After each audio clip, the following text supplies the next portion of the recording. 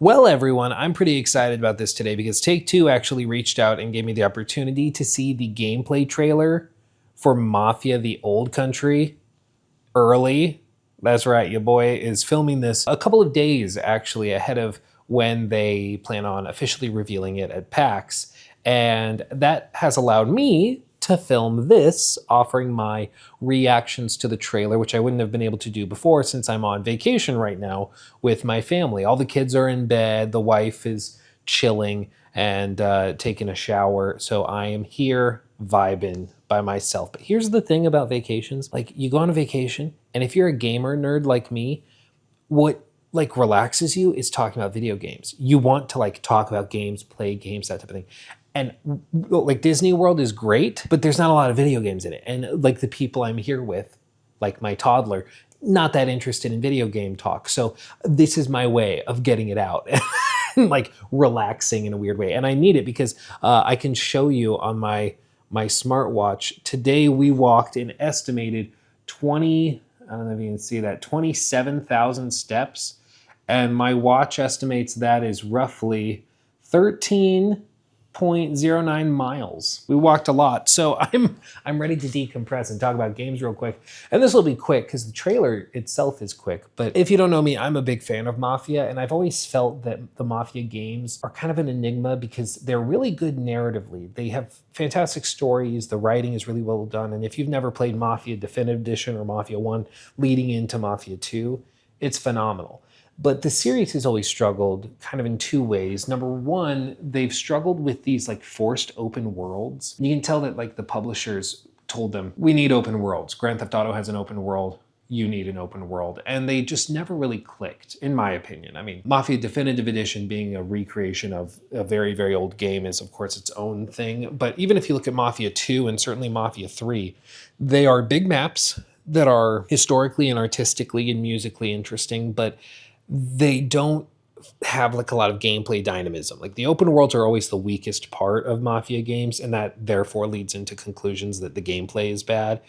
And so it's always held it back. And that's interesting in the one aspect, but I think it also filters over into the structure and the narrative and how that's set up. So for example, Mafia 3, besides being really buggy and broken and having a lot of problems, probably as a result of the scope being too big, trying to make this big open world game when they just didn't have the resources to do it, leading to crunch and bugs and things like that. But I think also because they wanted to make it a big open world game, they then spaced out a very interesting story across like 20, 30 hours of gameplay tedium of going and completing hideouts and doing these things and collecting this and that. And it just didn't really work. And so when I found out that for one, they were making Mafia: The Old Country, I was excited as somebody that likes the stories of these games and wants to see what they're doing as like a prequel kind of starter story. But then I also found out perhaps the most interesting thing that is shown off in this gameplay trailer that has gone live today. And that is that this game is not trying to do an open world. It's actually a linear story, and it's set up linearly. If you don't know, that just means like straight. Like they're not opening up a whole map to you saying, go do whatever. They have stuff they have specifically built for you to do. And I could see some people looking at that as like maybe a downgrade or a step back. But I think, you know, if you're not going to do something well, you shouldn't do it at all. And with the Mafia games, I always thought that there were a lot of strong points and strong things that they did and were really good at. But I felt that there were a couple of other things that they were not good at. And the open world was the biggest thing of it. And so to see them pivot away from that excites me as a fan of the Mafia stories and kind of franchise, hoping that it could eventually become what it seems to be becoming, which is a more linear, carefully crafted, cinematic series focused on the stories. And that's what we see in this gameplay trailer. Everything is very, very cinematic. I think it's also looking much more Uncharted than I was expecting. I mean, there's a reason why I used that comparison earlier, and it's because I think it's apt. I think it's trying to give levels that perhaps have some moments that open up, like the racing scene or other scenes where you see like, you know, the horse riding, where there might be large areas for you to play through in a given moment. But at its core, it's taking you on a journey through a story, and it's not trying to just give you a massive open world with 50 collectibles and 15 locations and POIs to synchronize. Like, they're just not doing that. And I think that that's really, really encouraging because that was never their strong suit, and seeing them focus on just the things they are good at, that's good. I'm excited to see that. I still have some questions, like, for example, the gunplay. It's not really clear how exactly that will feel because, of course, it's kind of a mixture of cinematics and then gameplay shots. So it's hard to say. But if you gauge based on their last project, Mafia Definitive Edition, it's probably going to be fine for a third-person game that has decent shooting. Like, that's probably what it is. Again, it's not really why you're playing these games. You're playing them for the stories. But I do think seeing little nods to previous games, like the racing sequence, that does get me excited personally. But beyond all of that, I think maybe the elephant in the room is like Hangar 13's track record, because what most people remember from Mafia is Mafia 3. I believe it was 2016 it came out, and it was, to be perfectly honest, a train wreck. I mean, it was totally busted and broken, rushed out, just, we've all seen the Krabby Cat video, I'm sure. Like, we have all seen it, and there's a reason we've seen it. And it's because it went viral for a reason. Because that game was a mess at launch. And even after it got fixed up and became playable for most people, it still wasn't a particularly great game. Like, it had a really interesting story. It had some phenomenal music at launch, but it just didn't come together the way I think they wanted it to, for one reason or another. And, as the years went by, it didn't really get much better because that era, 2016, 15, 17, around that period of open world games, were not phenomenal. Games had yet to really have time to take inspiration from games like The Witcher 3, for example.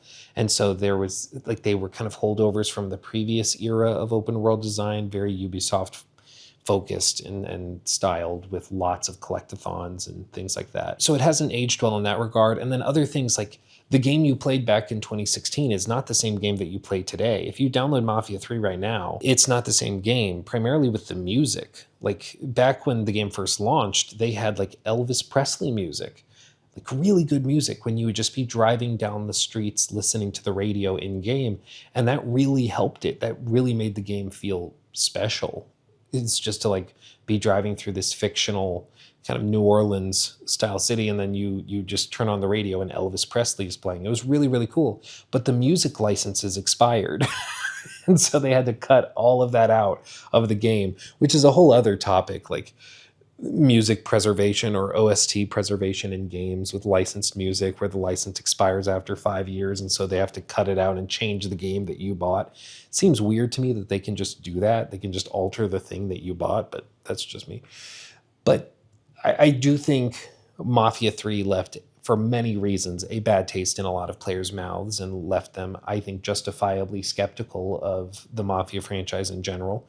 And so they're going to have that in the back of their minds when they look at Mafia: The Old Country. But I think it's important to also look at what is literally their most recent project, which is, of course, Mafia Definitive Edition, which was a from-the-ground-up remake, rebuilding of a very old game at that point, 20 years old, close to it at least. And they did a phenomenal job on it. I mean, if you've not heard me gush about Mafia Definitive Edition, I don't know where you've been, because I do it a lot, because I love Mafia Definitive Edition. It's one of my feel-good games. I just love those stories. I love presentation of it. I love the vibe. It's all just very, very well done. And for me, at least, when I played Mafia Definitive Edition, I was like, okay, they still got it. They could still do this. They could pull this off, because the presentation, the cinematics, all of that were so well done. And it gets me excited again. But again, I don't blame people if they're not that convinced by it. So I think that this trailer does a good job of showing a lot of promise. I'm excited as someone that likes Mafia a lot, but I do think they need to show extended gameplay. I do think they need a 10-minute gameplay sequence, because this isn't a GTA 6 situation where they have a phenomenal track record and they literally never miss and everybody's sure that it's going to be awesome. It's not quite like that. This time around, they're going to have to be a lot more, I think, persuasive. And so I would encourage them to show a lot more, to do a gameplay deep dive that actually is more than just a gameplay trailer, actually show extended uncut gameplay. And I think that'll do a lot. But trailer looked good. I'm excited. And that's a good thing, to see a trailer and be more excited for the game than before you watch the trailer, which doesn't always happen. So thank you again to Take-Two and Hangar 13 for sending me the trailer early to check out. There's no like sponsorship or anything on this. They just sent the trailer to me in a Google Drive and said, check it out. Since you're on vacation, here you can see it and make a video on it. But yeah, thank you guys for sharing access. I'm excited to see what else they've got, and I'm here for it. So let me know what you thought of the trailer. You've been seeing snippets of it all throughout this video, and I'm sure you've watched it if you're watching this. And if you've not, go check it out. The full trailer, you can just find it on YouTube. But let me know what you think in the comment section below. I'll be reading at some point, but probably not immediately, because again, I am a little busy when I'm not hanging out by myself because my kids are in bed. But anyway, thank you for watching. Thank you for making my dreams a reality every day. Again, this and everything else I do would not be possible without you guys watching and supporting and doing all of that stuff. You guys are crazy, and I love you for it. Much love. I'll see you in the next one. Hugs and kisses. Bye-bye. Can you tell it's time for my bedtime? Yeah. Bye. He took my thing.